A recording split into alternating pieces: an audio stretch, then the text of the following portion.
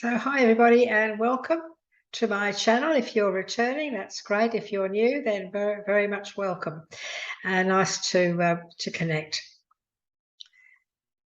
As some of you may know, I'm a third generation psychic medium, a certified crystal healing practitioner, and a spirit channel. So I'm a channel. I channel spirit, and the spirit team, my spirit team and guides work with me in all the work that I do, guiding and helping others. And so welcome to my channel. I love technology. It's sort of crept up on all of us, hasn't it, quite a bit, and I just find it absolutely fascinating. The thing is that, when I began this work that I do many moons ago, there wasn't even mobile phones, so I'll give my age away a bit there, but there wasn't. And there certainly wasn't computers. So it was a bit limited getting out there. It was a bit limited. And over the years, as I began to do more and more work, I started to hold meditation classes, and I started to help others to learn how to connect to their guides, how to meet their guides, get to know them, find out the name of their guides, all that sort of thing. And they were some of the most exciting years of my career, really, especially when I had my weekly classes, which I held for many years. And I had a lot of my students were with me for all those years too. They'd come weekly and meet like-minded people and become a lot more enlightened. I've come across hundreds and hundreds of people who are gifted.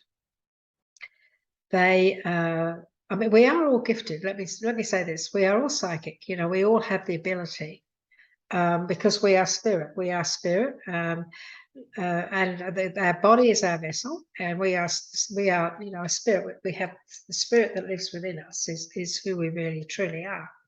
And so we're all psychic, and we're all born with certain abilities. Some of us, like myself, born into a family, and so of psychics and mediums, and so it was a subject that wasn't voodoo. It was it was an accepted thing, and I was fortunate enough to have a beautiful Welsh mother who was, her wisdom was beyond belief, and she brought me up with a lot of great beliefs and a good life, to be a good person. She taught me right from wrong, taught us, my siblings and I, right from wrong, or at least she tried. Anyway, the thing is this. A lot of people that I meet along the way have been brought up a little bit differently. And yet, at a certain stage in their life, they start to question things, and they start to have experiences, and they want to learn. They don't know who to go to learn, how to, to connect to their gifts, to work with their gifts. And that's where I come in. So I help them to connect to their guides, to see their guides, to find out their guides' name, what their guides want to be called, and then we go on and take them down that path of learning how to work with their guides, build up this relationship that is very, very powerful.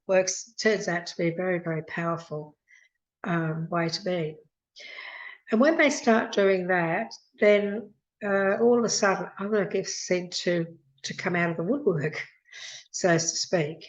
And many of them then go on to not just to do tarot readings or mediumship or whatever, but they go on and they become healers, and they do all sorts of wonderful work to help others. And they find their purpose most of the time. They do actually find their purpose. And so many of you might be saying, well, who are my guides? Who are these people that I sense? Some of you may have lost a parent, a mum, a grandma, whatever, and think, oh, well, that's my guide. I think my grandma is my guide, or my mother is my guide.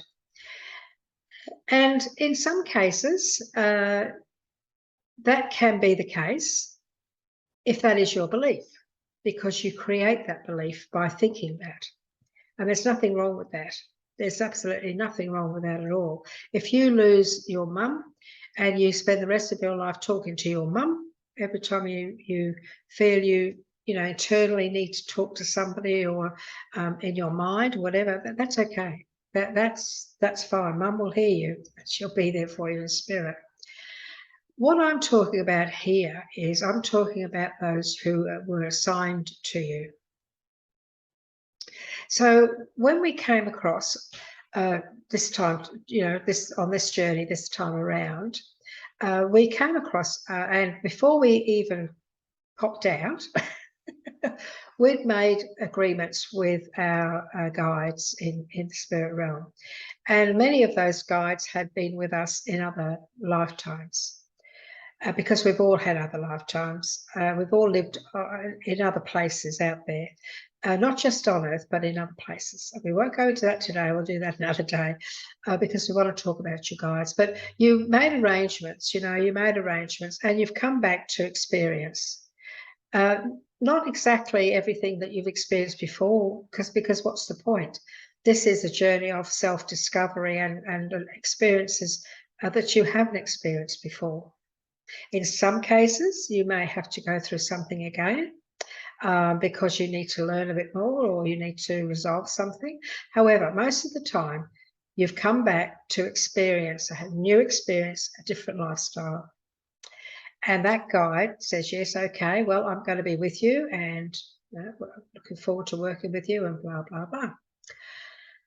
So you're born, and, when you are born, the minute you're born, there is a guide standing in that room, in the corner probably, watching you and celebrating within themselves, because now this journey begins. I can now start to guide her or him, and now I'm really doing my job. And there's a lot of excitement when you're born, not just by your parents, but your guide as well. Our guides are unconditional love. So they have no judgment at all. You're here to experience, and you have free will. And so whatever you choose, they observe. They may, be upset about some of the things you do, but they are observing and hoping that maybe they can turn that around if you are going down the wrong path at some stage in your life. They're always going to try and get you on the right path, or keep you on the right path and get you back on the right path. Let's put it that way, because we all go through different paths, and sometimes they're not so good for us, and we get off them, thank goodness. That's just part of the journey, but they are there from the beginning, and throughout your life, you will meet many guides if your intent is to meet them. So many of us we have met many of our guides, and we know them, and we've learnt a bit about them, and so we know and trust that they are there looking after us all the time. Some of us have special guides that we work with all the time, because you can't be working with 10 guides all at once if you're doing something like what I'm doing. Like if I'm doing a tarot reading for somebody, then I actually have 2 guides that I work with my readings. And so a lot of people, they sort of they just want to know, well, what is all this? What is all this? They just don't know what to think. They don't know what to do. They don't know where to go. And I explained to them this part that you have these guides, and you're at a stage now where you've gone through life and you've had some experiences, and many times these people have had experiences that have actually proven to them that there is another world, and they pick up their energy, they pick up the presence of somebody. And very often what can happen, and what usually happens, is if they lose somebody close to them, a loved one, like a mum or dad or whatever, a grandmother, or anybody that's close to them, very often after that passing, they actually do become a little bit more enlightened themselves.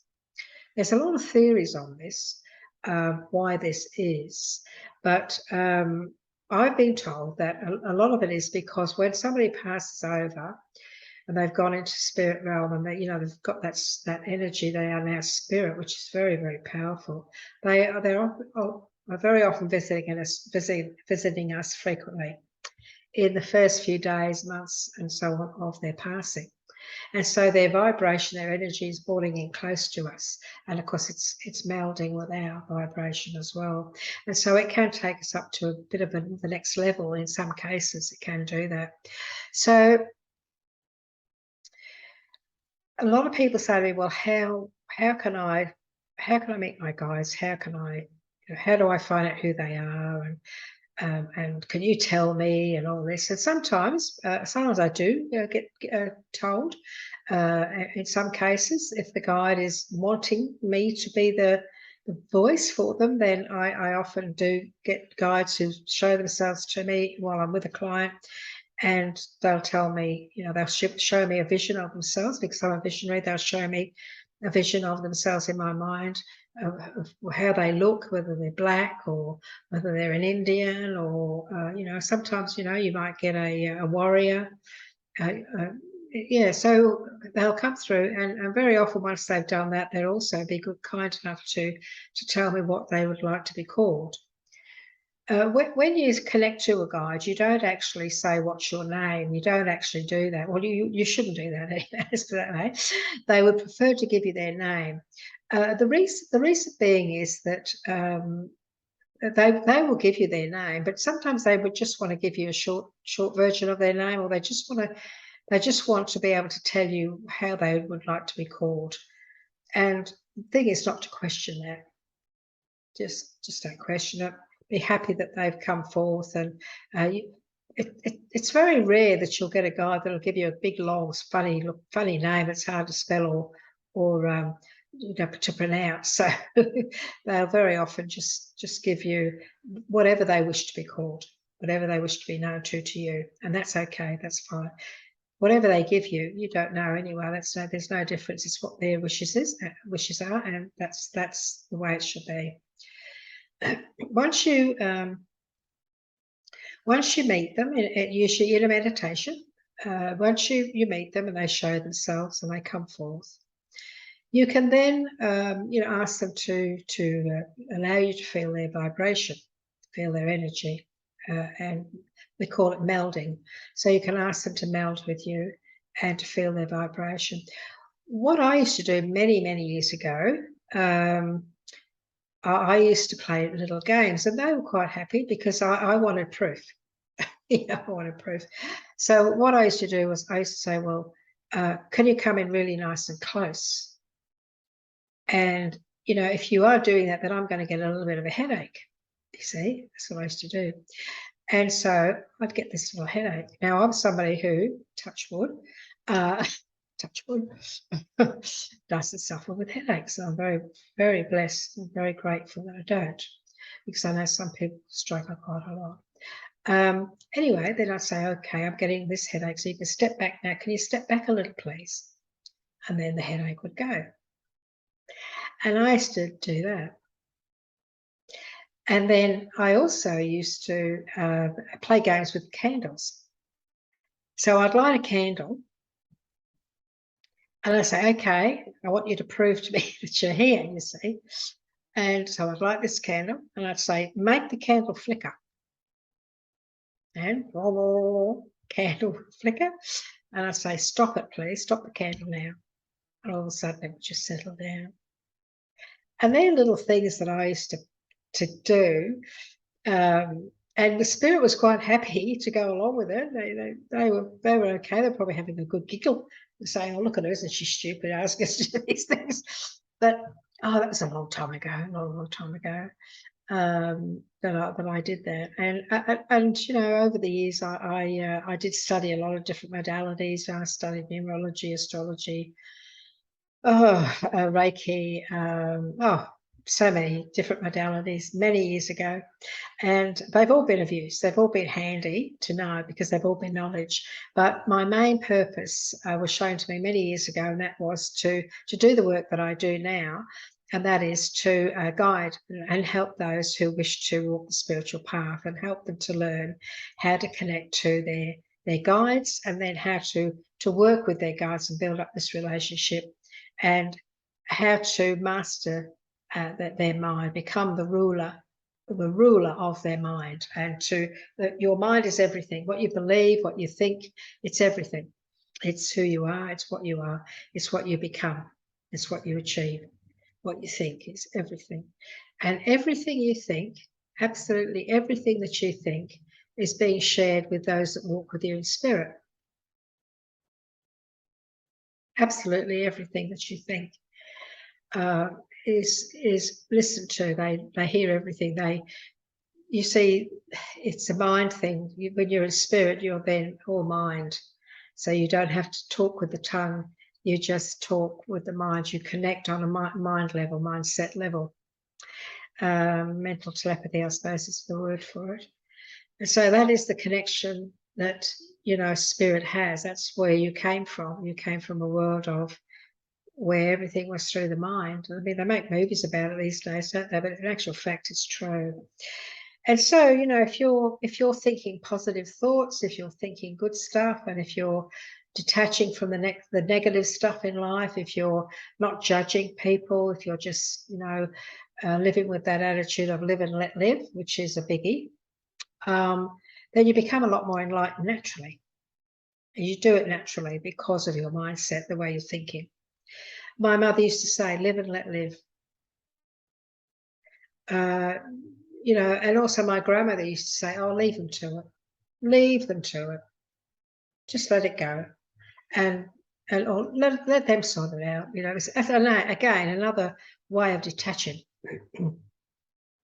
I'll do a video on detachment soon, and I'll explain to you how amazingly powerful it is when you have mastered detachment, which I did many years ago. I've mastered detachment, and my life, my mind, my soul is free of anybody else's burdens.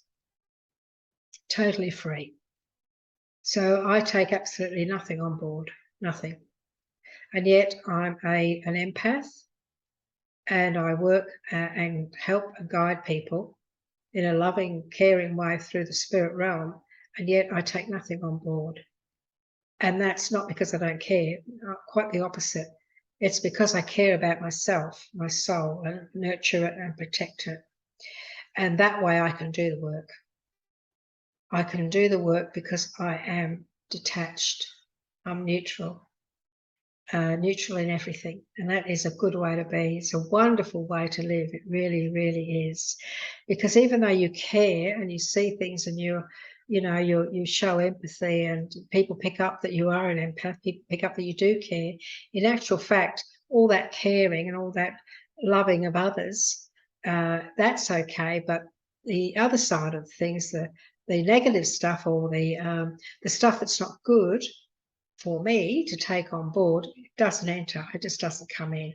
So I don't take on board other people's burdens. It's as simple as that. It is a simple thing.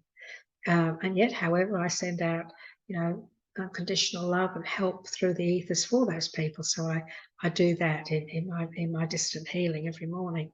So there's a lot to working with spirit. There's a lot to learn when it comes to walking a spiritual path, and it's a wonderful path.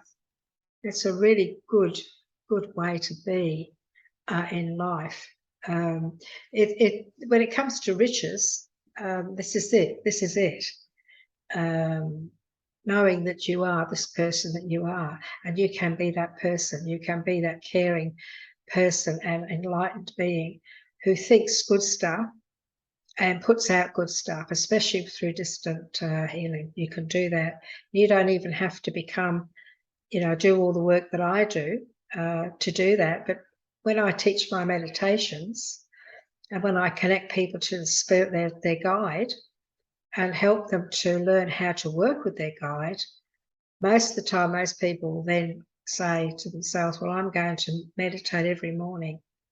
I'm going to sit quietly and just connect to my guide every morning, and I'm just going to send out lots of love, unconditional love and healing to those who need it. And even just doing that and then getting on with your life is going to make you a much better person, so that you're happy within yourself. You're happy with who you'll become. You're happy with this person that is me. And there's no ego to that whatsoever. In fact, don't give me the word ego, because you'll see me turn into a monster. I don't. It's good to feel good about yourself. That's okay. It's okay. Believe you me. The spirit realm loves the fact that you're working at it and you want to be a good person, and you know you're a good person. That's okay. It's okay. So how do I connect to my guides? Well, meditation is a word that a lot of people get scared about. And I've been teaching people for years that, you know, you've got to get your head around that word. You've just got to get your head around that word and change it to conversation. It's not meditation, it's conversation. I meditate every day, absolutely every day. I never miss, and I do not even remember how many years I've been doing it. Oh gosh, it's, you know, so, but it's not going into a state of Zen or whatever they call it, or going off into another plane and all this. Oh, it's not all that. What it is it's just quietening yourself, just taking 5, 10, 15 minutes, whatever, just to sit quietly when you get up. You know, if you can't do it first thing in the morning, if you've got a half a dozen kids to get off to school, you've got to get yourself off to work, and gosh, when are you ever going to get time for 5 minutes to yourself? But there's always time when you do have that 5 or 10 minutes, even if it's when you get into bed. So we used to call it prayer. Don't forget to say your prayers. And that was all about thanking the Creator and giving gratitude.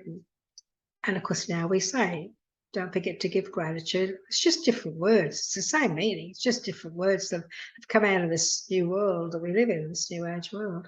And that's okay, not a problem. It's not what it's called, it's what you do. It's the doing. That's the thing. So if you have a busy lifestyle, you can only do it when you get into bed. It's no different. You just quieten yourself. You know, close your eyes and you just start to breathe. Breath is the secret to connection to spirit. So there's 2 vibrations needed to connect and get yourself into a state of acceptance of feelings and accept, you know, feeling that energy of your guides. So when you close your eyes, you know, when you breathe in, nice and deep, you always breathe in, of course, you know, with your mouth closed. When you breathe in deep, what you do is you put your mindset into, you know, your chest area, the heart, which includes your heart chakra, and you breathe in and you see that rising out, and you feel it as you breathe in. You feel it going out and up, you know, up and out. This is where we want to go. We want to go out. We want to raise our vibration, and we want to expand it as well. And so you breathe in, and you know, if you listen to your breath, it's a different kind of breath. And if this doesn't happen the very first time, please don't worry. Eventually, you'll sort of notice that it's a different sounding breath than you would normally think. It just gets very powerful and focused, and so it does sound different. So you know, you've got your eyes closed and you breathe in, and then as you breathe in and you feel yourself expand, you just sort of wait just for a second, just go and just wait for a second, and then you then start to breathe out slowly, but then you take yourself from the heart chakra down to your feet. And when you're doing that, you're saying, I am now relaxed. When you breathe in and you take yourself up there, in your mind, you say, I am all power. I am all power. And you take yourself up, breathe in deep, and then just pause, breathe out. I am at peace. And there's your two vibrations. So you've got this power up here, because our soul's up here. You've got this power up here where you need it, taking yourself up to the powers that be, to your guides' energy, because they're up there. They're up here somewhere. You know, their energy, and we're here. So we need to raise our vibration, because it's a bit hard for them to come down to our vibration, because they're higher beings than us, you see. Their vibration is higher than us. So we're going to take ourselves up there, but we need to have our sacral chakra, a sacral energy field, our sacral, and our hips, our grounding chakras, and our feet, which is also our grounding, all relaxed. So from our chest down, from our heart chakra down, we need to be, it's the solar plexus, your hips and your sacral and your feet all need to be relaxed. Okay, they're the ones that need to be very, very peaceful. And so if you're trying to meditate and you're in turmoil in your sacral, if you're in turmoil, you're worrying about this or worrying about that, or whatever, it's a little bit difficult to bring it into relaxation. But, you know, it will happen. If you just start off, if you've never meditated before, just try this, because it will work. Just practice your breath first. Breathe in, then you're opening up your heart chakra, your throat chakra, this area here, your third eye, you're opening all that up to the all power. And then just pause and then just relax. And as you say, I am all power, you become all power, because you're telling yourself that. And remember, I've taught you before, what you say in your mind or anywhere at all, your body listens and it believes. So when you concentrate and visualize your heart chakra, your heart area, all the way up, all of you, when you visualize and say, I am all power, your body knows, your eyes on your brain are thinking about this area, it becomes all power. And then when you go to the taking yourself down to a place of relaxation, your body listens to everything you say, but your eyes are visualizing that area, and your body knows that too. Body's a wonderful thing. So you visualize all that part of you, total relaxation and peace. I am relaxed and I am at peace. That is the vibration spirit needs to step in. Now, when you feel as though, when you feel that you've got a nice rhythm going, okay? Even if you've been practicing this for weeks and that's all you've done is your breath, but you feel like you've made these changes now, and you know, you can feel that you're getting somewhere, this is the time to say, could you make yourself known to me, please? Will you allow me to feel your presence? I would like to feel your presence. Say whatever you like. You can't say anything wrong. You know, there's no hard and fast rules about this. People make a big deal out of something that the spirit realm stand there saying, what the, geez, they're wasting time. You know, honestly, truly, that's the way it is. So you just say, I know you're there. I know you're with me. I know you've always been with me, but I'd love to meet you. And if you fall asleep and you wake up in the morning, you think, oh God, I fell asleep. That's fine. That's all right. You probably had a good night's sleep. Don't push yourself here. Don't stress out at all, because they're there, you know, they're there and they're keen. They're keen to connect to you. That's what they want. That's their job. You see, we have a purpose in life, but so do they. Spirit has a purpose, and the purpose is to guide us and to be our companion and to help us in every way they can, in every way possible. And so they love it when we actually connect to them, and the relationship you have, it's like the best friend you've ever always dreamt of. And it really is, because you can trust them unconditionally. They will never, ever let you down, ever. That's not their job. We're talking about spirit here.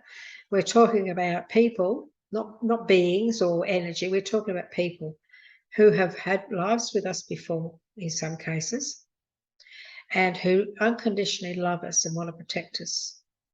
And these are wonderful people. And they watch us just like their child, their little baby, you know. They're looking after us.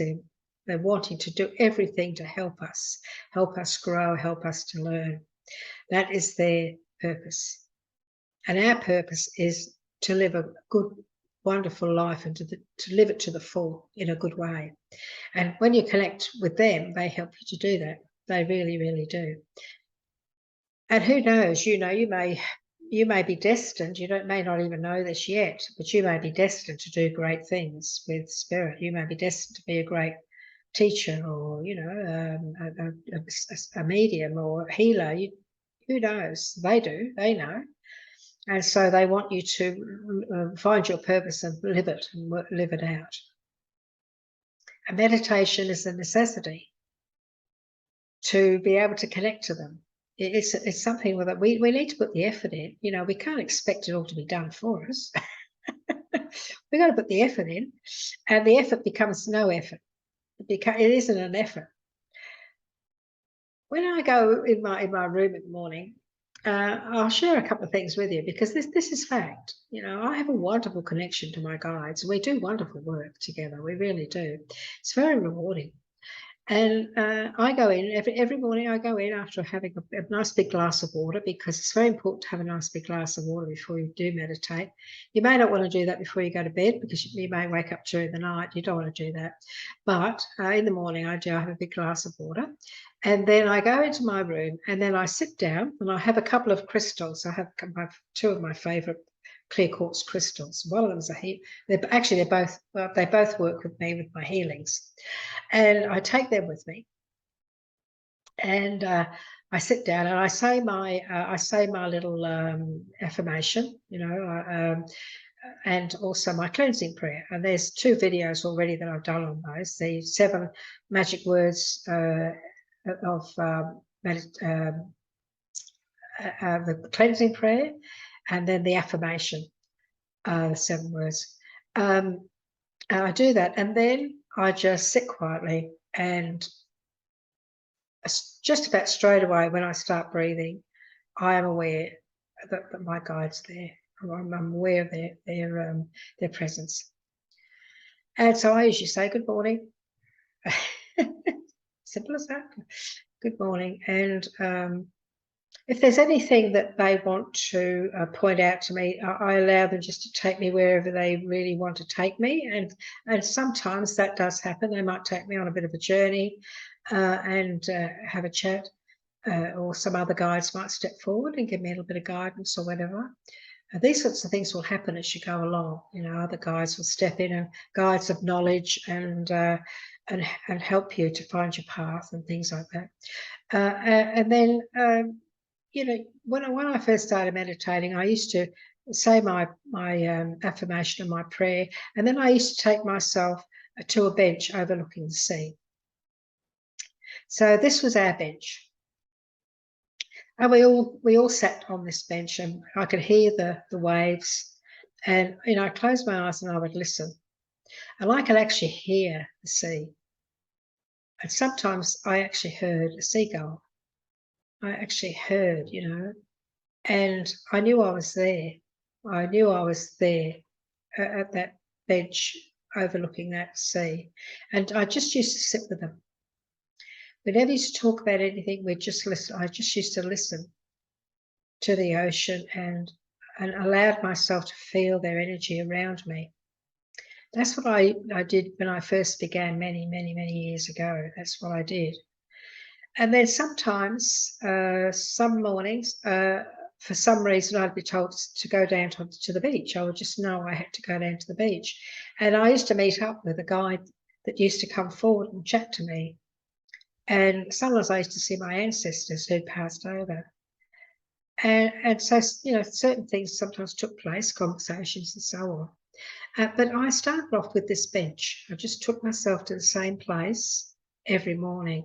And the reason I did that was because many years ago when I first began to meditate, when I was being taught, the teacher said, if you pick the same place every time, make everything very familiar and repetitive, it makes it easy.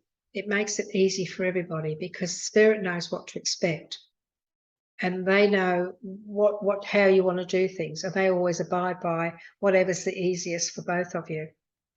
And so it's no point in visualizing somewhere different every single day. They will be there, yes, but familiarity and pattern is a very good thing when you're working with Spirit, especially when you're building a relationship. It's very, very important, in fact. And so that's what I used to do. We'd meet at this bench, and I did that just like that for quite some time. And each day, even though we began there, I'd have different. Some days I'd have experiences that they would create. They would create to help me and to teach me. And other days we'd just sit on that bench. And I wasn't in a state of zen or anything. I was with my guys. I was just relaxed. I was happy. I was with them.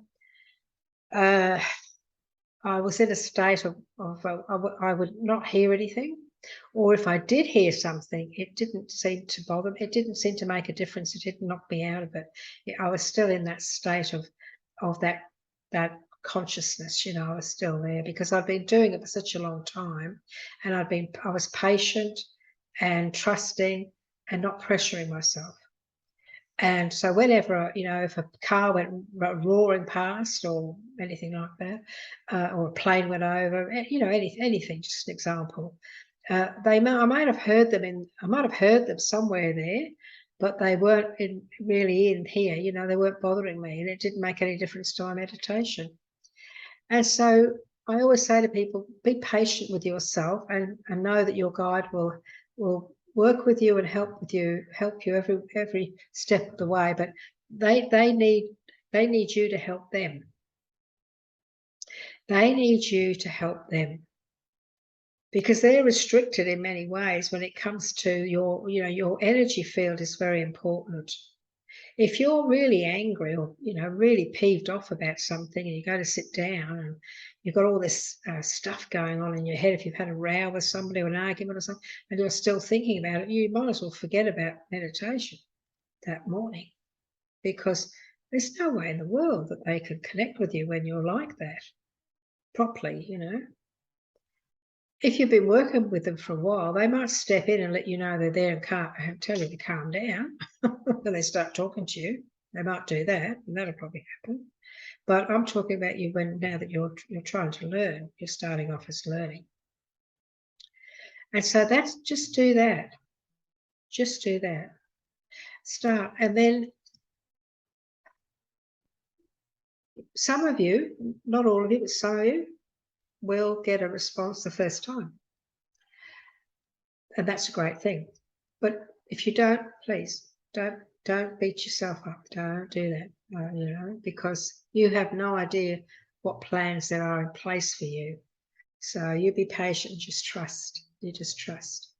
When you do feel their presence, it's very important that that you make a note of where they came in. So if like, for example, you feel a presence around a shoulder, one of your shoulders, you feel like a warmth, and usually they come in and you feel warm, lovely and warm. That's where you want them to come to from now on. So when they come in, you say, I acknowledge you, I can feel you. So can you let me feel you a bit more? And they'll give you a bit more. So you say, that's wonderful. So can this be our meeting place from now on? That's your first agreement with the relationship. This part of the contract.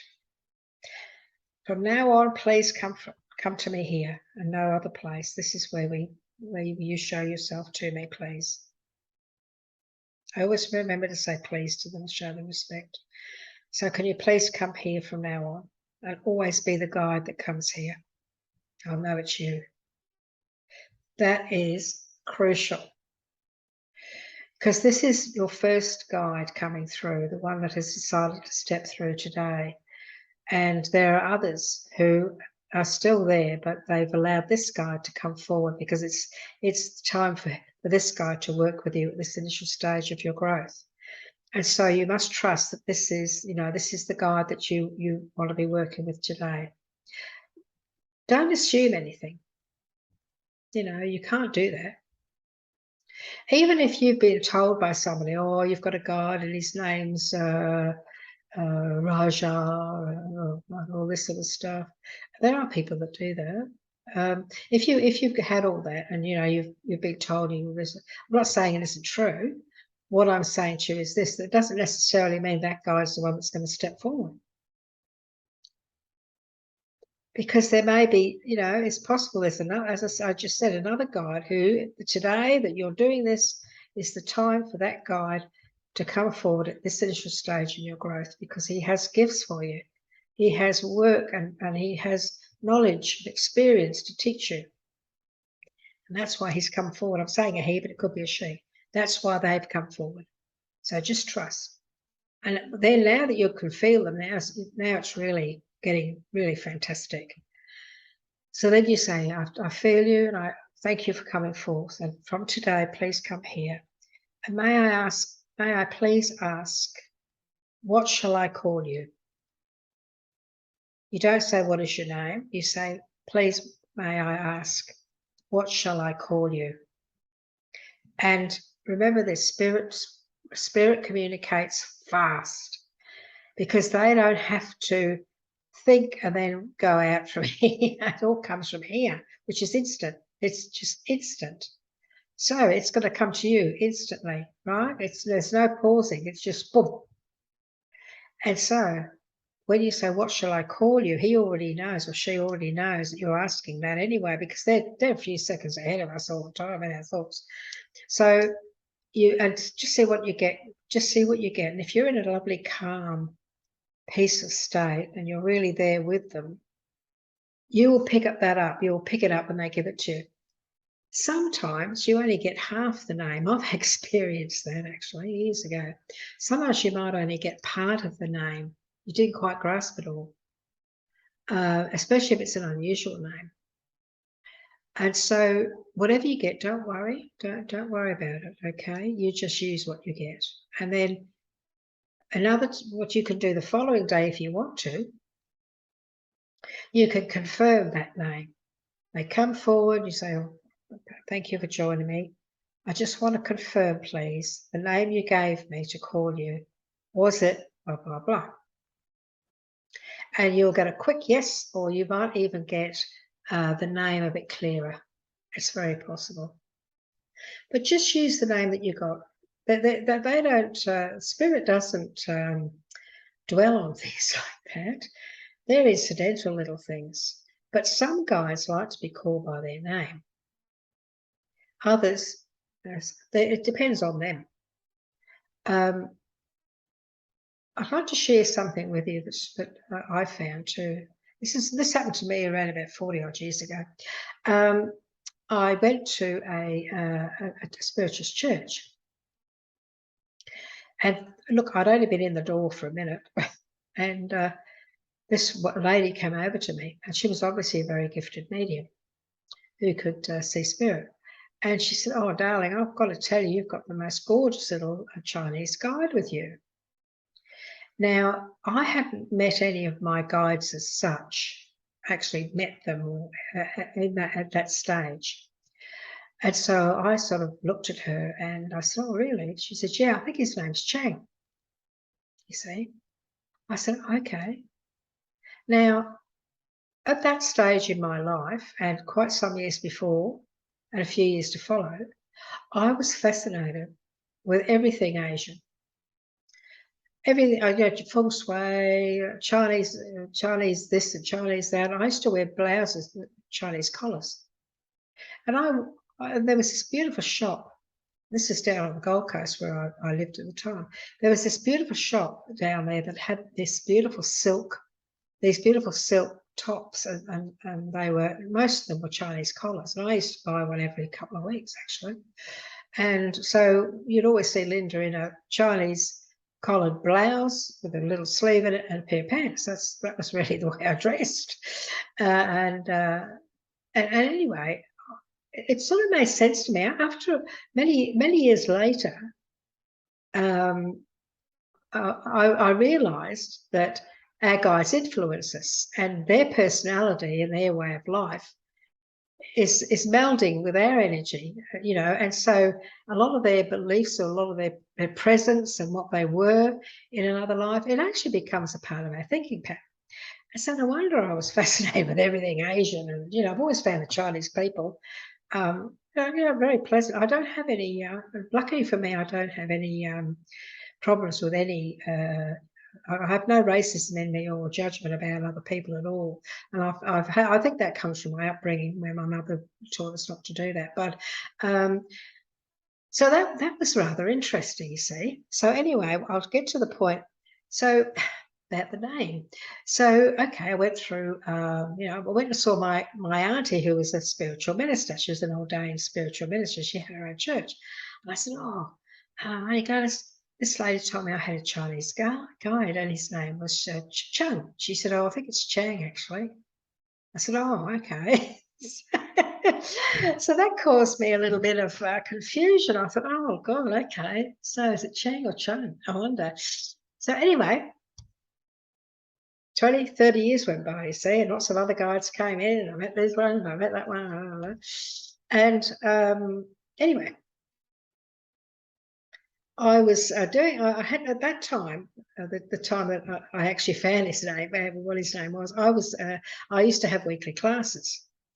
And I was talking to my students this day, and I said, "Oh, you know," and I was telling them this story for some reason, about, because we were talking about names. We'd done a meditation, and they were drawing in their guides and finding out their name. We were talking about it, and I said, "You know, I've got this Chinese guide, and I don't know whether to call him Chang or Chung half the time because I'm confused, you see." And we all had a bit of a laugh about it. Anyway, you know, he over the years he'd shown me how he looked. He was a little old man with a long beard. He smoked a little pipe. And in those days, going back a long time now, in the privacy of my own home, I used to smoke a little pipe. This tiny little pipe, and I don't know why. In those days, I was a smoker, but I saw this little pipe in a shop, in an Asian shop. There you go. And I thought, "Oh, I love that little pipe," and I love the smell of a pipe. And as I say, only in the privacy of my own home, I used to smoke this little pipe. And of course, but a few years later, I found out that my guide actually, he had a little pipe. You know. So that's how they influence us. Years later after that, and I'm going back now about 5 years. About 5 years ago, I had a new guide come in. I've had 2 new guides in the last 5 years come in, and she came through and she said she wanted to work with me with my deck, with my readings. And I said, "Oh, okay." At that stage, I just worked with my main guide. And she said, "No, I'd like to join you in these readings." I said, "Oh, that'd be wonderful." So we started working together, you see. And so she used to guide my left hand, where I used to pick up the deck and cut it and get a card for my readings, how I work with them. So when she came through, I said, "Oh, well, what shall I call you?" And I got Esme. I got Esme, like that, Esme. Oh, Esme, okay. So I was telling my students, you know, so I got Esme. I got Esme. That's what I got. I was telling them the story. So she told me her name was Esme. I just call her Esme. And I said, "Oh, okay." Anyway, that night, this is what I mean. By some guys really want the respect of their name being said. So probably so. She came to me and she said, "My name is Esme." And I was calling her Esme. She didn't like it. Did not like being called that. She wanted her full name, Esmeralda. Esmeralda. And I've called her Esmeralda ever since.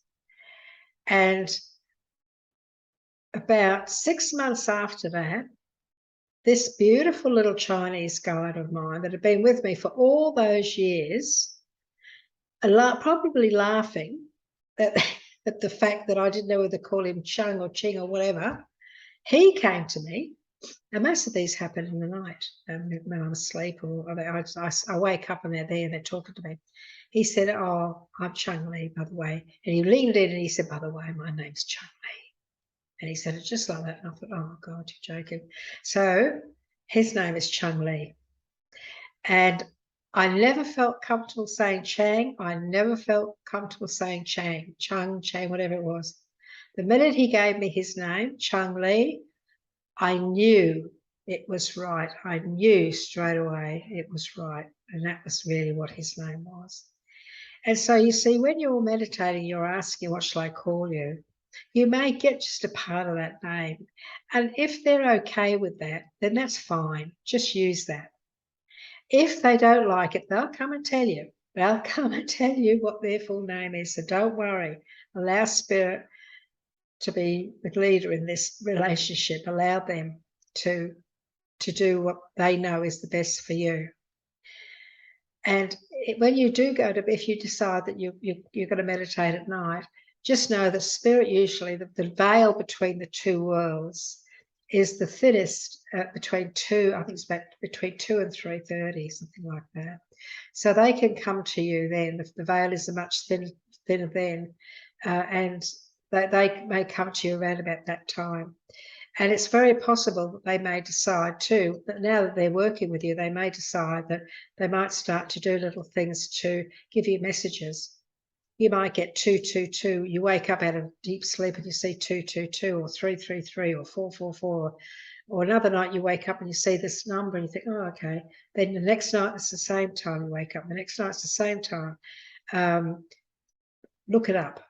I have a spirit numbers book, but you can find spirit numbers on Google anyway. But Dr. Google has everything, and so this is how things will start to evolve. Once you connect to them, that's when things they're ready then to start to build their relationship with you, and they want you to do the same.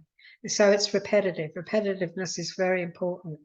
You don't say to that guy, "Oh, I want you to come over this side now."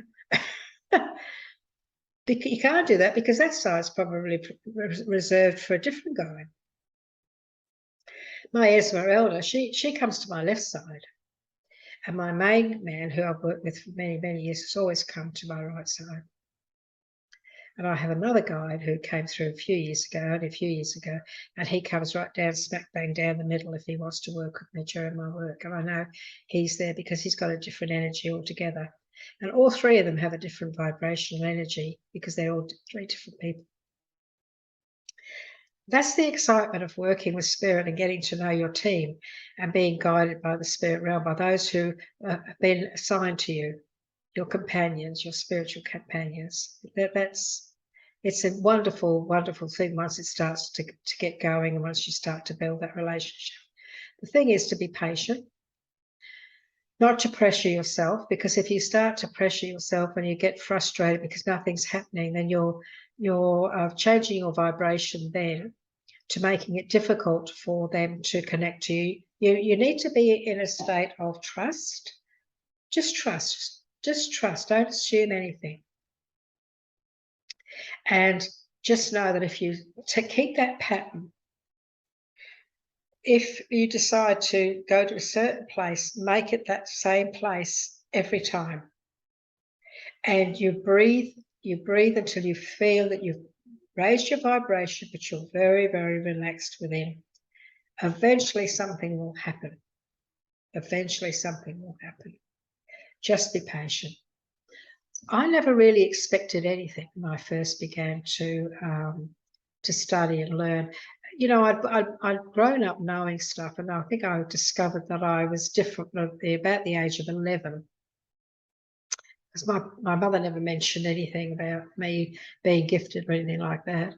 I don't think she wanted me to be pressured like that. So I started to notice things or realise that I knew stuff around about the age of 11. And I didn't know how I knew it. But I never really talked about it. So I was a very quiet person. So I never really I never discussed it because I just didn't know what I was talking about. I didn't know what was going on, so I never talked about it. When I started to go to these spiritual churches, I was intuitively told to go down to the front and lay hands on the people who stepped forward for healing at the end of the service. I just went down. I just got up and went down. I didn't even know why I was doing it. I just followed what I felt I needed to do. And I laid my hands on, the person's shoulders, and then they did the meditation, the healing meditation. I never felt anything. I never felt a thing. But I just knew, I just knew that something was happening. I just knew. I had been told by one of my aunties that I was meant to be a healer like my granddad. And so I felt, well, I'll go down and do this because if I'm meant to do this, but I didn't know what to expect. I had no idea what to expect. And I just put my hands, on their shoulders. And anyway, after the meditation, the lady said, "Oh my God, that was amazing. Thank you." I said, "Okay." I never felt anything. And it was like that for a long time. And I just went ahead and did it. I just did these things and everybody said it was okay. So I thought, oh, well, that's okay. That's fine. And then one of my aunties came to the church to do a platform and to do the messages for that service that night, bring forth spirit for the people there. And she said to me afterwards, "Your granddad is healing with you. Your granddad," I said, he's the one that's your healer. He's your healing guide. I said, "Oh, really?" She said, "Yes." She said, "Sorry, yeah, granddad was standing behind you." I thought, "Oh my God, how wonderful is that?" So she saw her dad in spirit standing behind me, when I was doing the healings. My granddad was a great healer. So there you are, you see.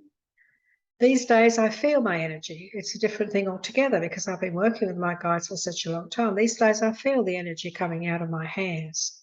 And I have my crystals that have been attuned and programmed to work with me as well. And my guides, of course, my guides. So this is how things grow. But you've got to start somewhere. Things can grow into all sorts of magic. So practice, practice, practice. Don't give up. Don't get disillusioned. So many people give up, get disillusioned and say, "Oh, I can't meditate." Look, you can meditate. It's just a matter of being patient with yourself. And I think that's the most important thing. Just be patient. But don't give up on spirit. Don't give up on them because they're there. They need you to connect to you. They need you to get yourself into a certain vibration with your breath. And it's just as difficult and hard for them. They get very frustrated and they want to be able to just come in and just do this and do all this stuff. But it's something that there's a routine that has to be put into place. Certain things have to be put into place and only you can do it. So please don't give up on yourself. Don't give up on them. They'll still go on guiding you. They'll still go on watching over you and everything. But, there could be wonderful things planned for you. And for you to be able to find that wonderful purpose in life, you might have to just realise that you just got to trust. Just trust. And don't give up on your meditation. As I say, it's usually conversation. You just lie there or sit there, breathe, say hello. I'm looking forward to meeting you. I'd love to meet you. Please come forward. Get yourself in that vibration of when you breathe in, you're all power. When you breathe out, you're all relaxed. You need that relaxation in your solar plexus, your sacral, and your hip area. And you need your heart chakra, your throat chakra, and everything else to be all powerful and open to receive. So practice, practice, practice. And you just never know. You have no idea. This initial stage, you probably have no idea what they've got in mind for you and what you're meant to be doing. If you're being drawn into wanting to learn, wanting to meet your guides, wanting to answer these questions. You know, you've got these feelings that you need to be doing something, but you don't know what it is. That's the spirit realm talking to you. That's your guides guiding you, talking to you and trying to get you on that path. I hope this has helped. So practice, give it a try. Don't beat yourself up. Don't beat yourself up. Nobody will ever, nobody in the spirit realm will ever judge you. Don't judge yourself. You just go with the flow and give it a try and just see what happens. And you'll find that when you meditate, you do become very peaceful. Become very peaceful. Okay? Take care.